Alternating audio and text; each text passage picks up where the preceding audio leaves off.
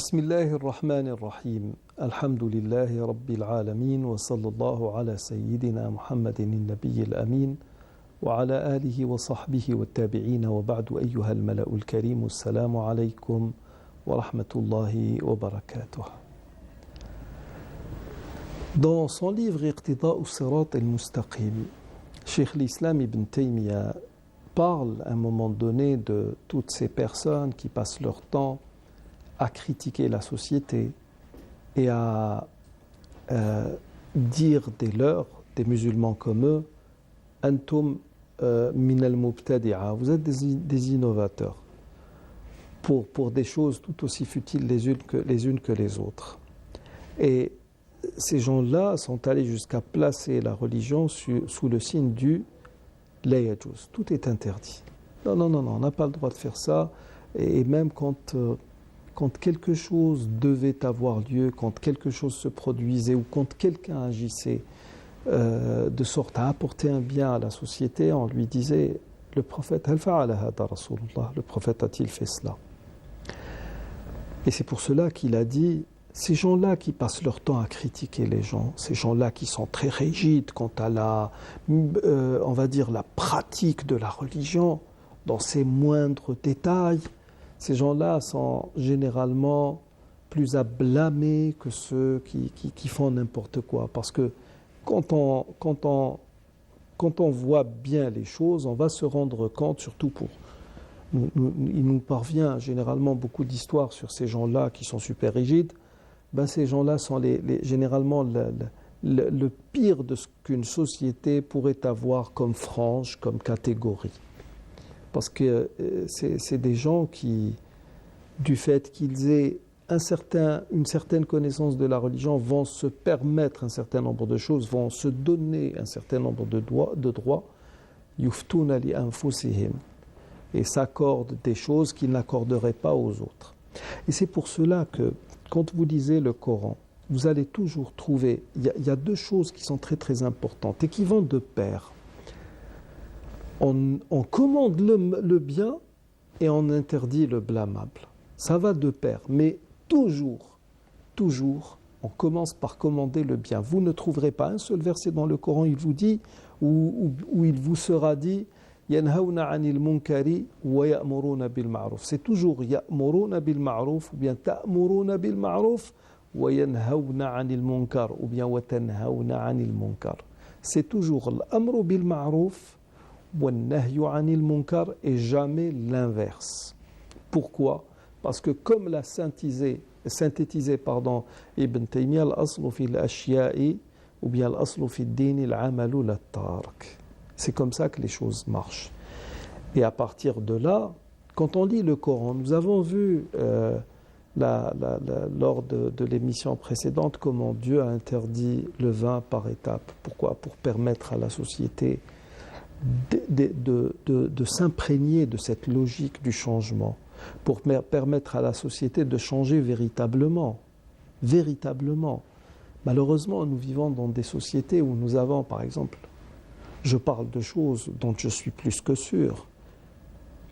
Une femme dans son véhicule avec le Coran à fond, mais qui va pour consulter une chouafa, ce qui est interdit religieusement. Une jeune fille avec le hijab qui va chez un dealer de drogue pour acheter sa petite dose, ou bien des cachets, ce qu'on appelle saroukh. Les gens qui sont à la mosquée avec vous, qui font la prière, les 5 prières dans la mosquée, et quand vous les connaissez bien, vous savez qu'ils gagnent un surplus considérable avec des pots de vin, rashawi. Et alors là, vous allez leur parler, ils vous disent « Hakouladi, je ne veux rien savoir. C'est mon droit le plus absolu. » Pourquoi? Parce que la religion, c'est devenu quelque chose de très technique. Au lieu d'aller vers l'ampleur que Dieu nous a donnée, non, on est juste sur les gens et on va se fier ou bien entrer dans un engrenage qu'on va appeler l'hypocrisie, nifaq, et à partir de là, on va faire n'importe quoi. Tout en interdisant aux autres tout ce qui est humainement bon pour eux. Elle est là, la société, notre société. C'est de cette manière que nous sommes en train d'adorer Dieu. Et ce que nous n'avons pas encore compris, c'est que dans le concert des nations, nous les musulmans, à chaque fois que nous avons atteint l'apogée, nous ne l'avons atteint que par une bonne conformité à la religion. Nous l'avons atteint parce que nous avions un comportement qui appelait les autres à adhérer à nos principes, un comportement qui disait aux autres « Viens avec nous, tu réussiras ». Si vous lisez les grands orientalistes, les grands historiens parler de l'islam et des musulmans, vous allez vous rendre compte de cela. Là, Isabelle de Castille qui demande à sa garde, à son armée de débusquer les musulmans qui étaient dans le continent américain, parce que, attention, là, ça y est, ce n'est plus un secret, et puis en Occident, on commence à en parler de manière plus libre, ce n'est plus un tabou. Nous savons tous que ce n'est pas Christophe Colomb qui a découvert l'Amérique. Nous savons tous que les musulmans ont découvert le continent américain quelques 2 siècles avant Christophe Colomb. Nous avons une carte du temps des Abbassides qui est un map monde où le continent américain existe. Vous lirez Mourouj Dahab de Mas'oudi, vous allez vous rendre compte qu'à partir d'Espagne, des navires sont allés vers le Nouveau Monde. Nous savons que les premiers navigateurs, grands navigateurs marins qui ont découvert ce continent sont partis du grand royaume du Mali, un certain Abdullah ibn Bakri. Nous savons que quand Christophe Colomb est allé vers le continent américain, il s'est arrêté, si je ne m'abuse, au Costa Rica ou je ne sais dans quelle île, qui s'appelait l'île de Guahani, c'est l'Ikhwahani.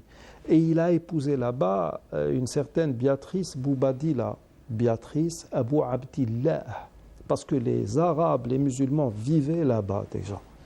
Et beaucoup d'Indiens ont été massacrés parce qu'ils s'étaient convertis à l'islam. Le fameux American Holocaust nous parle de 90 millions d'Indiens qui ont été tués. Il y a toute une étude qui a été faite par une Algérienne en France et qui parle de ça, une certaine Turquie, qui parle justement de ces origines islamiques chez les Indiens.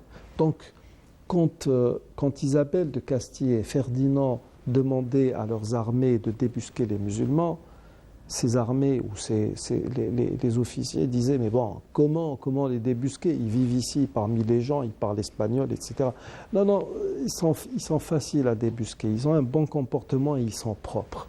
C'était ça le musulman. Donc, nous étions dans une logique qui appelait les gens, nous faisions du prosélytisme sans le faire. Nous faisions de la da'wa sans même parler aux gens de notre islam. Quand les gens voyaient les musulmans, ils étaient tellement sous le charme qu'ils étaient intéressés par cette affaire appelée l'islam. Pourquoi? Parce que les gens étaient dans l'action. Les gens étaient dans ce qui devait se faire au quotidien, dans ce qui devait se faire humainement parlant, et ça intéressait tout le monde. L'aslu fi ad-dini al-amalu lat-tark. Al-amru bil ma'ruf, puis après al-nahyu anil munkar. Nous sommes dans une manière d'aborder le culte qui est technique. Nous sommes dans la technicité. Je voyais une fois quelqu'un, c'était dans une mosquée, il dit « Aïna Allah » où est Dieu? Bon, cet homme était de l'avis d'une partie des musulmans qui disent « Allahu fis sama ». Pour peu que vous disiez « Inna Allah fis sama », parce qu'il y a des textes qui vont dans ce sens, que oui, c'est bon. Cet homme a une bonne aqida. Si vous dites « Inna Allah fi kulli makan », non, comment ça? Non, c'est interdit. Alors que ça n'est pas interdit, c'est-à-dire que on ne peut pas développer en une émission, mais le fait de dire que Dieu est partout, oui, ça passe. Ça ne pose aucun problème. Et de même, cette même catégorie de personnes va, quand elle se met à apprendre la prière aux gens, elle va leur dire, oui, le messager de Dieu se mettait debout, quand il faisait takbir l'ihram, alors il levait les mains comme ça, hadwa man kabayhi wa yufarriju asabi'a. Alors j'ai vu des gens, Allahu Akbar, tchoup. Ah oui, parce que le messager de Dieu, kana yufarriju asabi'a. Je ne sais pas, le messager de Dieu faisait ça peut-être. Où est le problème, moi, si je fais ça? Ça n'a pas il n'y a pas de problème normalement.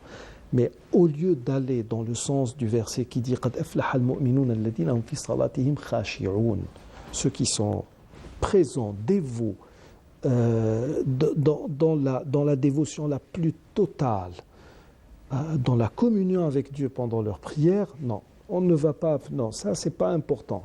Le plus important c'est que tu fais ci, tu fais ça, tu fais l'istiraha, tu t'assieds comme ça, tu te lèves comme ça, etc. C'est ça la prière. Et on est allé jusqu'à dire sifatu salatin nabi, la manière dont le messager de Dieu alayhi salam priait, alors que normalement il aurait été plus juste, quand on connaît bien le droit cultuel, fiqh as-salat, de dire les différentes manières dont priait le messager de Dieu.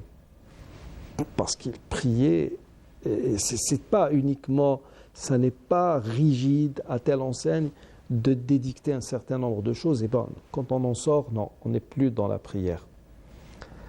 Autre point très très important, au lieu justement dans cette prière de privilégier, on va dire, parce qu'il y a un aspect social derrière la prière, on se regroupe dans des mosquées, on fait cela, et bien ces gens-là qui ne pensent qu'à la sunna, ces gens-là qui sont super rigides, ont fait de la prière justement quelque chose qui a dispersé, désintégré la société à telle enseigne que nos mosquées, au lieu d'être des buyutullah, des maisons de Dieu où les cœurs se regroupent, ce sont devenus des rings pratiquement, où les gens se battaient entre eux.